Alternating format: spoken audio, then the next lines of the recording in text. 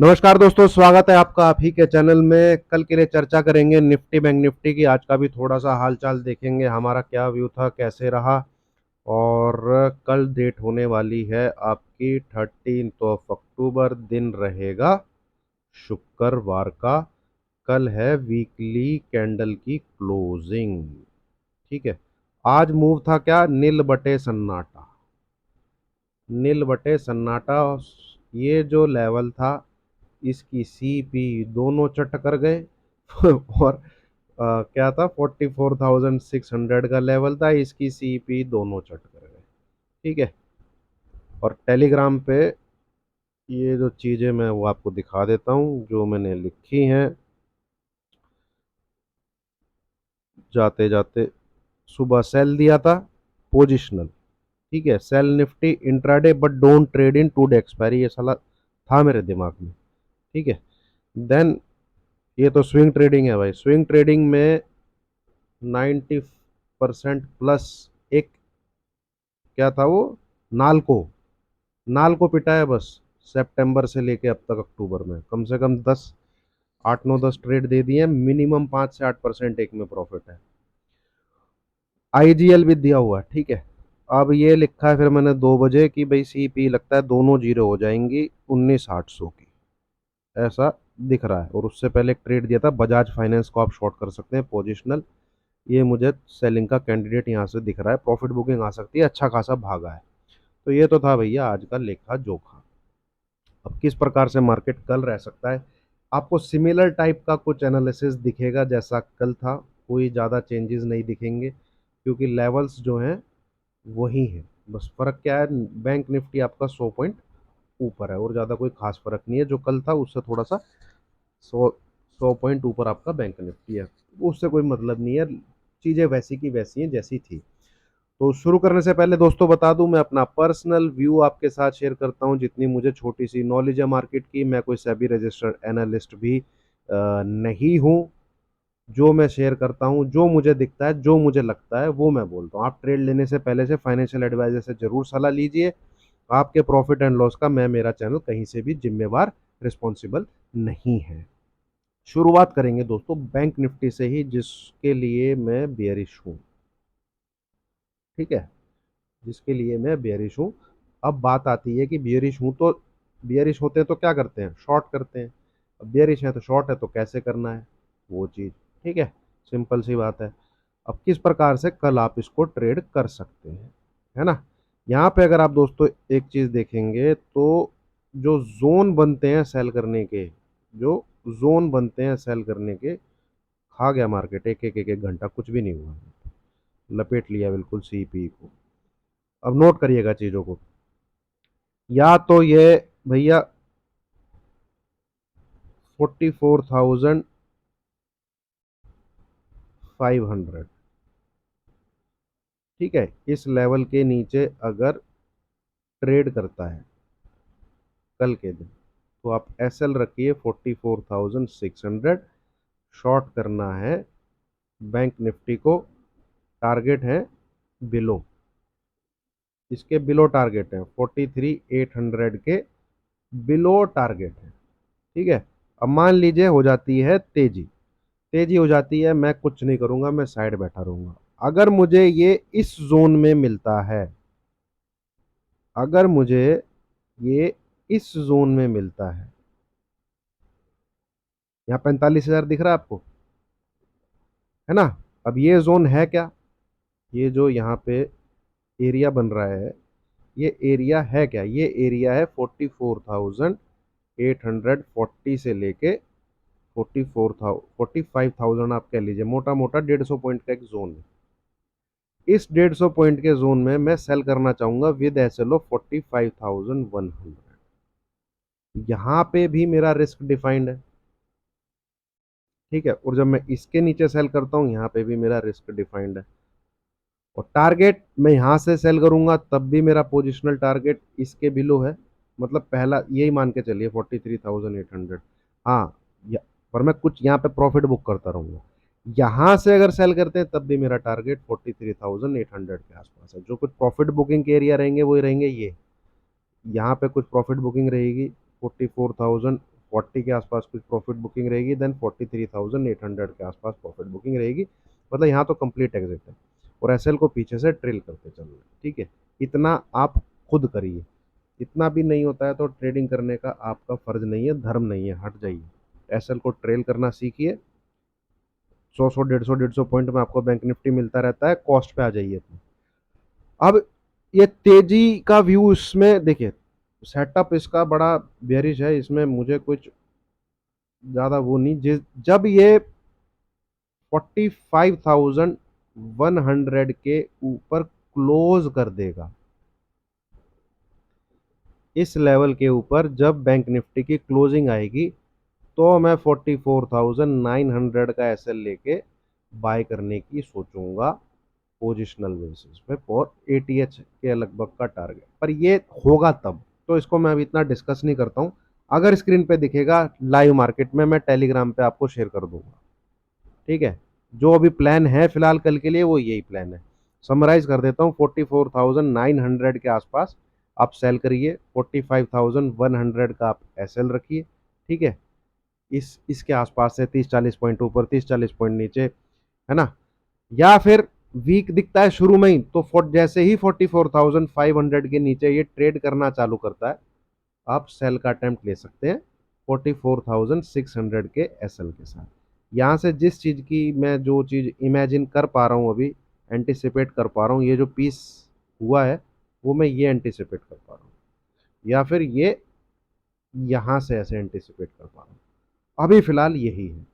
अगर टिक जाता है भैया 45,100 के ऊपर, तो फिर वहां से भी मैं 1,500 पॉइंट कैप्चर करने के लिए तैयार रहूंगा। वो बात की बात है, उसकी अभी चर्चा नहीं करते। अब बात कर लेते हैं निफ्टी की। निफ्टी सेम उसी प्रकार का, बस एक चीज है इसमें, आज बनी है एक रेड कैंडल, ठीक है। अब ये पूरा आपको पता होना चाहिए, ये जो जोन है, ये जो जोन है, ये एक रेजिस्टेंस का जोन है, एक रेजिस्टेंस का जोन है, ठीक है। और यहाँ पे आपको जो ये 61.8% का रिट्रेसमेंट है, जो पहली बार वीडियो देख रहे हैं वो पिछले 3 दिन की वीडियो देखेंगे तो ये पूरा अपना फिबोनाची रिट्रेसमेंट बना हुआ है। और सेटअप दोनों का डिफरेंट है, ठीक है। सेटअप दोनों का डिफरेंट है। बैंक निफ्टी का सेटअप जो है वो क्या है भैया, सेल करो ऑन राइज, ठीक है। निफ्टी का सेटअप है बाय ऑन डिप्स।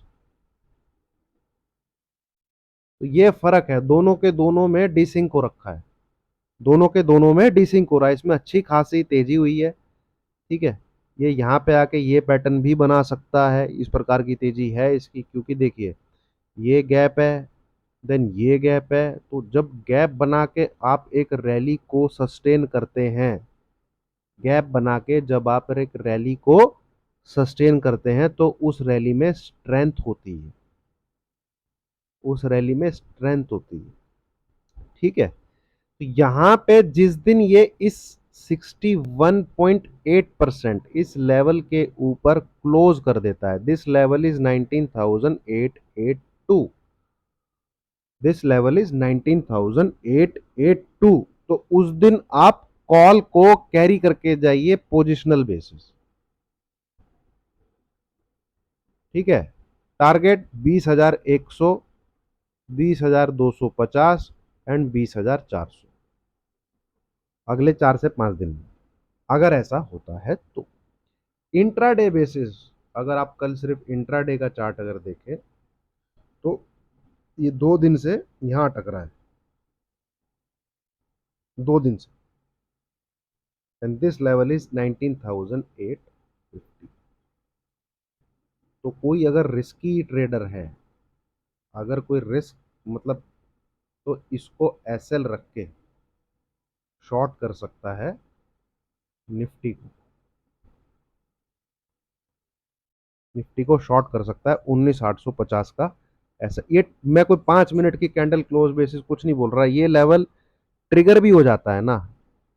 ये लेवल अगर स्क्रीन पे भी आ जाता है, तो आप 19,800 को एसएल रख के फिर बाय करिए। तो आप कंफ्यूज हो गए होंगे, ठीक है। देखिए सबसे पहले हम इंट्राडे की बात कर लेते हैं, सिर्फ और सिर्फ इंट्राडे की, ठीक है। इंट्राडे में पहली कंडीशन क्या है, 19,850। अगर ये लेवल क्लिक भी हो जाता है ना, आपका एसएल होना चाहिए 19,800 एंड उस पर्टिकुलर डे के लिए be on by side.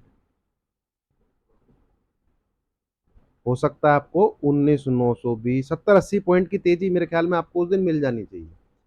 SL को ट्रेल करते रहिएगा, टेलीग्राम पे जुड़े रहिएगा, वहां आपको मैसेज मिल जाएंगे कहां पे कुछ कैसे निकलना है ना। अब बात आ जाती है पोजिशनल की। अगर आपको ये इस लेवल के ऊपर क्लोज मिल जाता है 19,882, भाई अगर तेजी हो जाती है इस लेवल के ऊपर क्लोज हो जाता है, तो आप कॉल को कैरी भी करके जा सकते हैं। कॉल कैरी फॉरवर्ड करिए, ठीक है। आई होप आप समझ गए हो। जब तक 19,850, अब तीसरा सिनेरियो, अगर 19,850 टूट ही नहीं रहा, 2 दिन हो चुके हैं, टूट ही नहीं रहा, कल के दिन भी नहीं टूटता है और यहीं कहीं तो जो रिस्की ट्रेडर है वो इसको एसएल रख के शॉर्ट को अटेम्प्ट कर सकता है, ठीक है। अदरवाइज बियर्स जो है वो वेट कीजिए।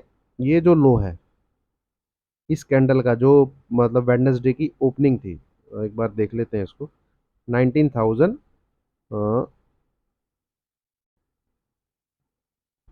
सॉरी 62, 19,762 इस लेवल के नीचे जाता है। अगर इस लेवल को ब्रेक कर देता है तो 19,800 का एसएल लेके फिर शॉर्ट करिए। ये थोड़ा सा लेवल बेस्ड ट्रेडिंग होगी। और ये हो गई भाई 19,850। क्या हो गया कि यार 2 दिन से नहीं टूट रहा, रेजिस्टेंस ले रहा है, तो वहां एक थोड़ा सा आप रिस्क लेके पहले से शॉर्ट कर सकते हैं। टारगेट 19,725 इंट्राडे में पहला, दूसरा टारगेट 19,680, ये पहला, ये दूसरा। यहाँ पे एक बार देखना पड़ेगा भाई, ये एक मल्टीपल सपोर्ट का एरिया हो जाएगा भी ये, ठीक है। ये जो जोन थे जो पहले रेजिस्टेंस थे, रेजिस्टेंस रेजिस्टेंस रेजिस्टेंस रेजिस्टेंस, तो यहाँ पे जब आएगा निफ्टी ऊपर से नीचे,